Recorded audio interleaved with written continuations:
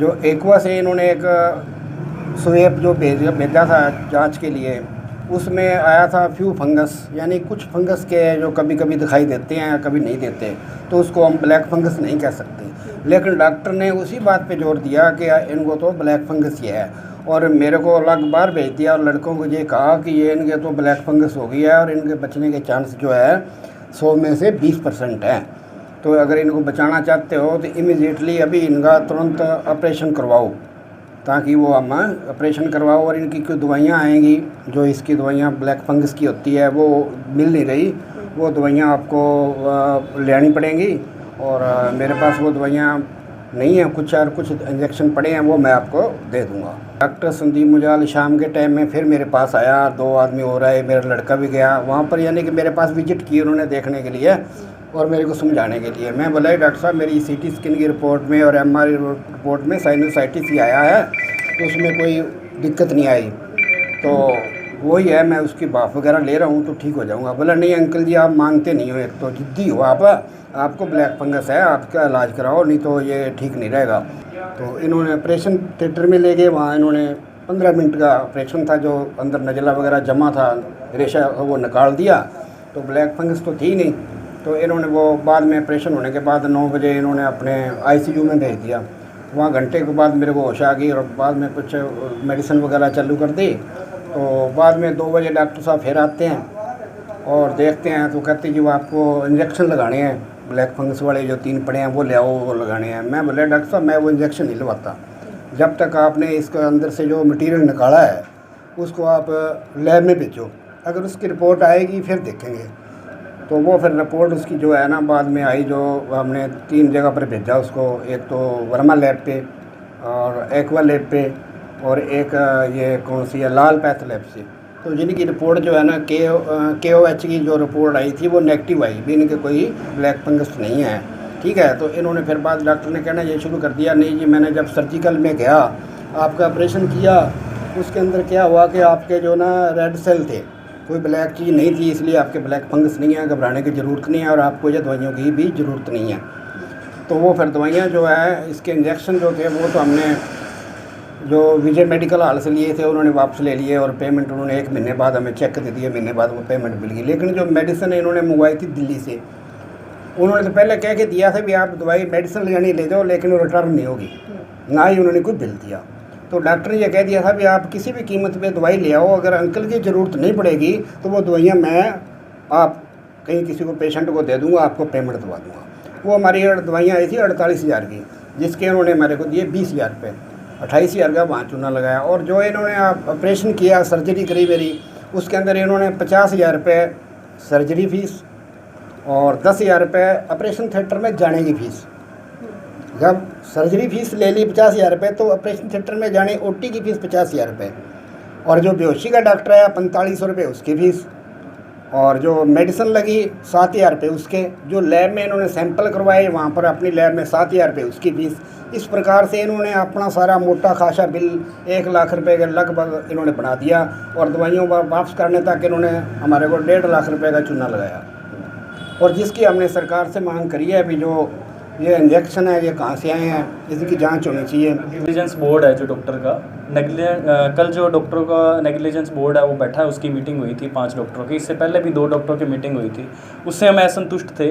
तो इन्होंने दोबारा जो है 5 डॉक्टरों की मीटिंग बैठी है, हमने उनसे यही है कि उससे न्याय की उम्मीद रखी है। उन्होंने भी कल हमारी पूरी बात सुनी है, हमें उम्मीद भी है कि वो बताएंगे।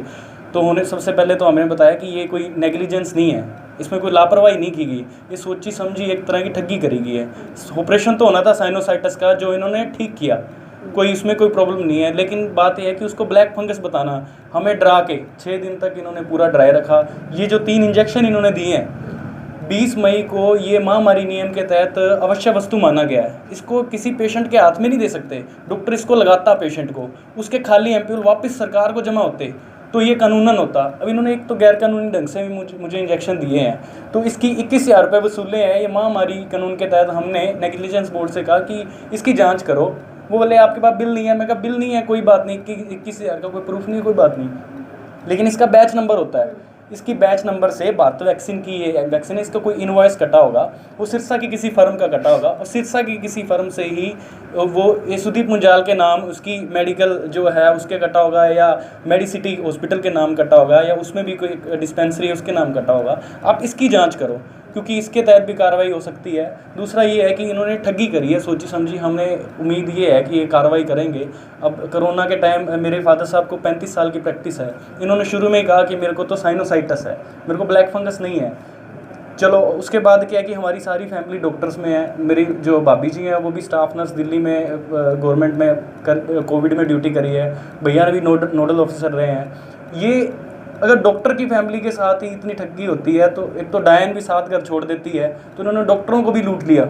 ये बात है कि मूर्ख बनाने में इन्होंने छोड़ा ही नहीं। तो अब हमें पूरी समझ है, हम पूरी ये है कि उम्मीद ये है कि अब पहले तो नेग्लिजेंस बोर्ड से है, लेकिन इन्होंने इतना पैसा कमाया और इनके पॉलिटिकल लिंक भी हैं। हमें डर ये है कि नेग्लिजेंस बोर्ड पे ये प्रभाव कर सकते हैं, लेकिन उम्मीद है कि कोई न्याय मिलेगा।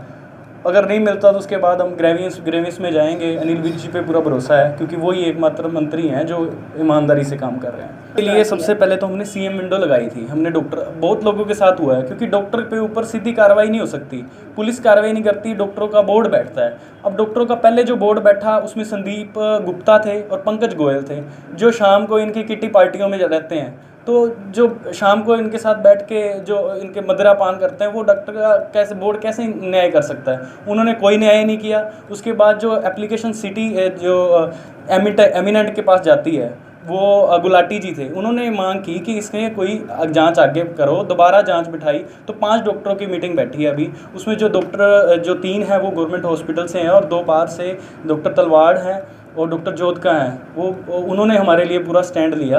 उन्होंने कहा कि ये जो एक्वा लैब की रिपोर्ट इन्होंने दी है, ये इससे हम पुष्टि नहीं कर सकते कि ब्लैक फंगस है। इन्होंने कैसे कह दिया कि इसको ब्लैक फंगस है? कहते कि हाँ, ऑपरेशन उन्होंने ठीक किया है, क्योंकि ऑपरेशन में हम नेग्लिजेंस के तहत कार्रवाई नहीं कर सकते।